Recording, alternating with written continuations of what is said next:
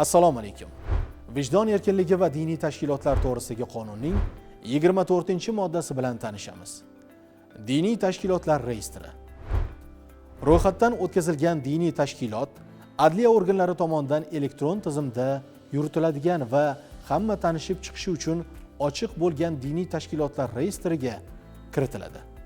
Reyestrda quyidagilar ko'rsatiladi: diniy tashkilotning nomi va uning qaysi konfessiyaga mansubligi, diniy tashkilotning joylashgan yeri, diniy tashkilot faoliyat ko'rsatadigan hudud, tashabbuskorlar, ishtirokchilar to'g'risidagi axborot aloqa bog'lash uchun ma'lumotlar, rahbar organning nomi va pochta manzili, aloqa bog'lash uchun ma'lumotlar, diniy tashkilot ro'yxatdan o'tkazilgan sana va boshqa axborot.